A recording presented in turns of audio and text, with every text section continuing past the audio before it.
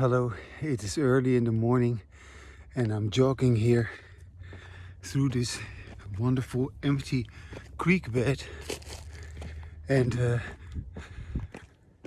this creek bed, as you can see, is very rough with a lot of rocks. But I like to jog over these rocks, and I have to lift my legs with every step and be careful where I put my feet every time. And it really invigorates me. Plus it is a really good massage for my soles of my feet, my heels, my balance. And so I like to run in this creek bed. Nobody is here. I'm just here by myself.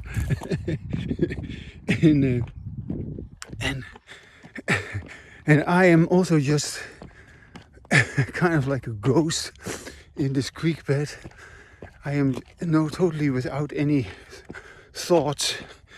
And even though I talk with you, I let you know that this is what you need to do if you want to have embodied language.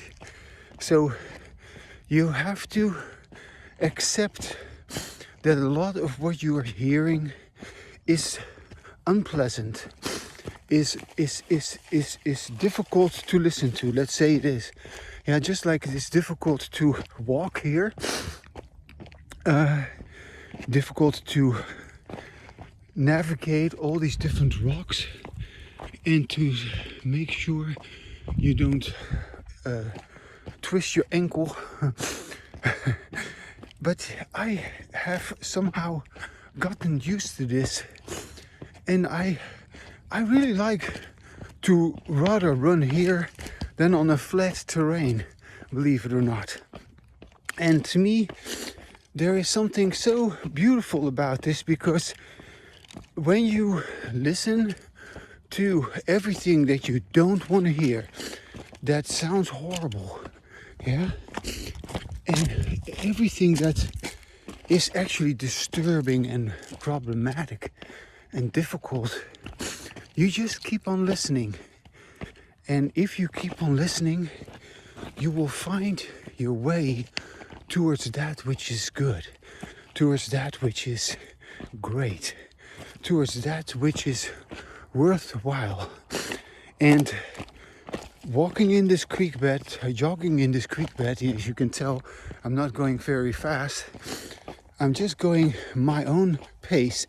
So that is another important thing, that your difficulty level with the kind of rocks that you encounter, it determines your pace.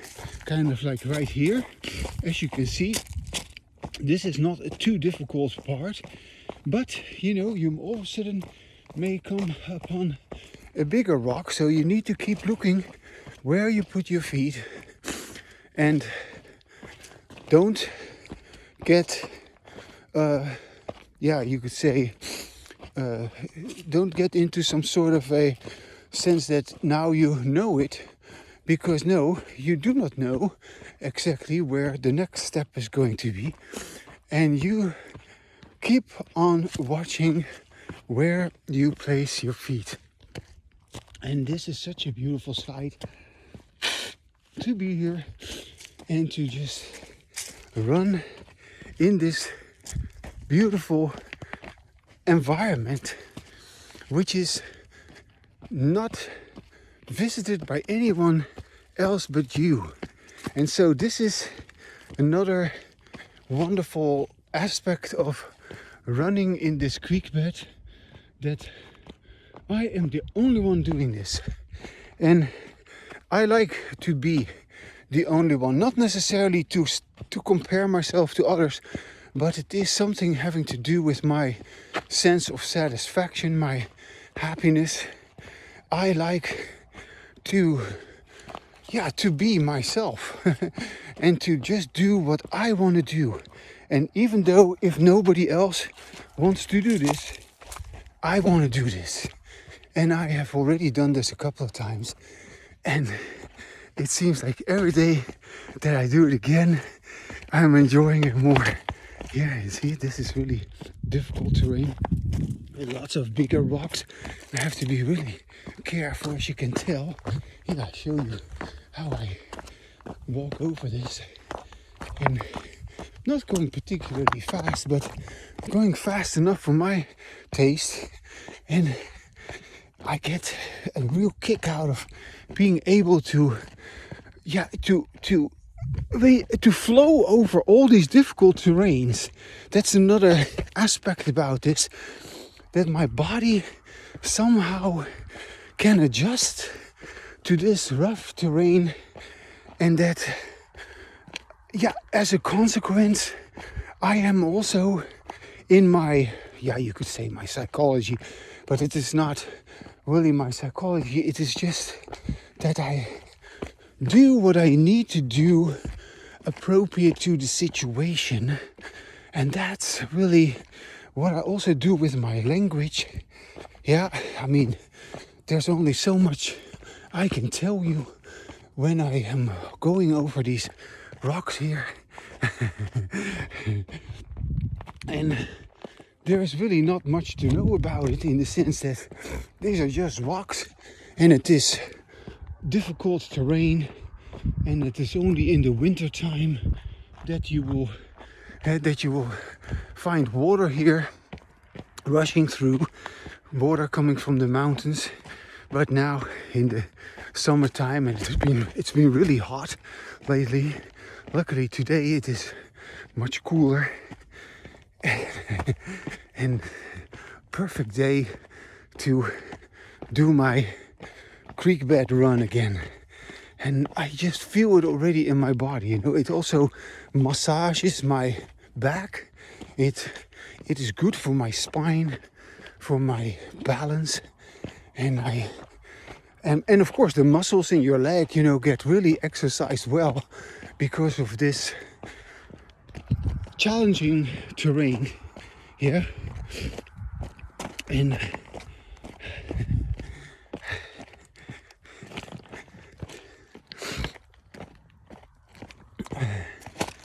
there is as you can tell, there is a path in the little further.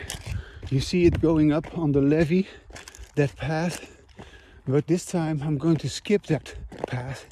I'm going to take my trip further because I have so much energy, so much, you could say, willingness to take it further.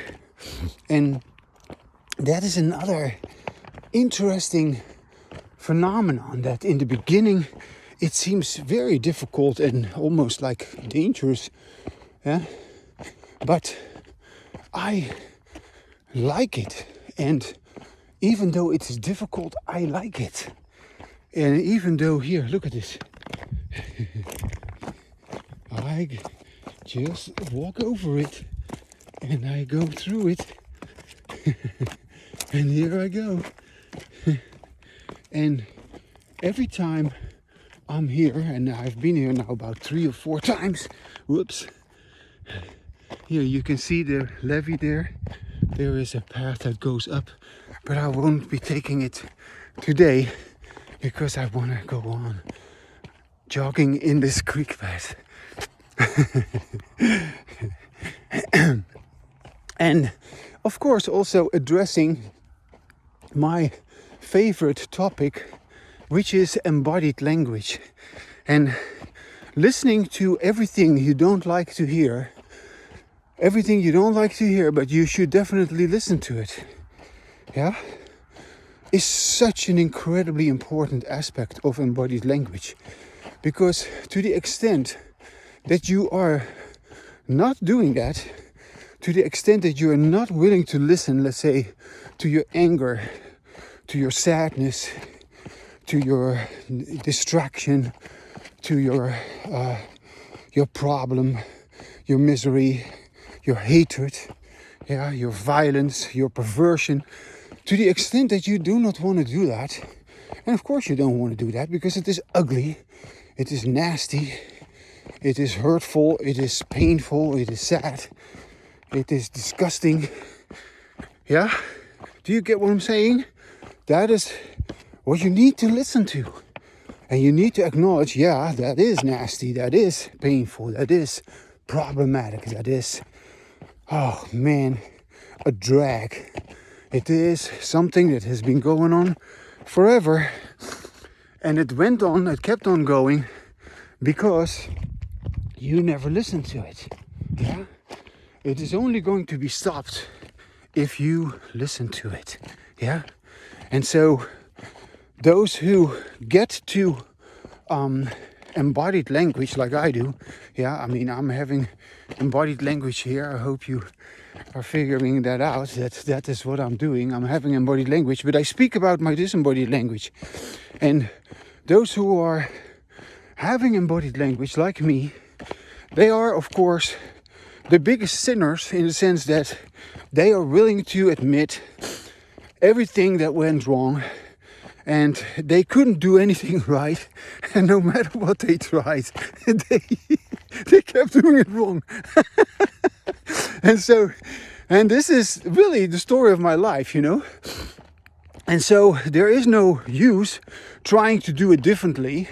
There is really no way in which a person can, you could say, stop their disembodied language with willpower. That is just not the way to do it. You need to accept it. You need to acknowledge it. You need to describe it correctly. Yeah? As chaotic as it is. As difficult as it is. As meaningless as it is also. Yeah? Because, what's the use to go on with that forever? And you have already done that for so long. And yet you're still continuing with it. And why? Well, it is because you haven't accepted it. It is because you haven't listened to it. And listening to it means accepting it. Listening to it means understanding it. Listening to it also means you will find the right words to say it exactly as it is. And that is what will stop it. That is what will allow you to acknowledge, now I have said it. Now I am shifting into embodied language. Yeah, so all this disembodied language, it has to be expressed. It cannot go unexpressed. Yeah, and of course that is difficult, and of course there is all kind of complications with that. And this is also why it is so important for us to not put this on others, but to listen to it ourselves. Yeah, and this is not a matter of beating ourselves up. This is not a matter of, an austerity or something like that. I don't consider this my austerity, that it is some sort of penance that I'm doing. No, you, at some point, like I did, begin to enjoy this. And you begin to enjoy the fact that you have had this history with disembodied language, which you became aware of, which you became conscious of, or however you want to say it. You started to say it exactly as it is, and you begin to know it. You begin to tell yourself, this is how it is, and you were right, it is horrible. You were right, it is disgusting. It is everything that you said it is. And you are happy that it was such a problem to you. You are happy that you have come out of this creek bed, so to speak. And it's just metaphorically speaking, you know. I'm now going here on this little pathway along the creek bed. I'm looking at this creek bed, and this path is relatively smooth.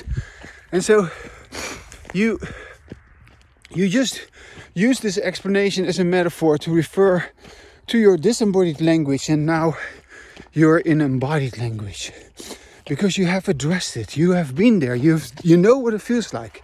Yeah, you know exactly how to navigate and survive that environment because you have survived. You have victoriously survived that environment.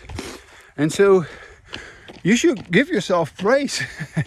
Yeah, and if you have described it correctly, if you have truly acknowledged what it is, it will stop by itself. Not because you do it, no, because you have done what it takes. And yeah, it's a beautiful morning again.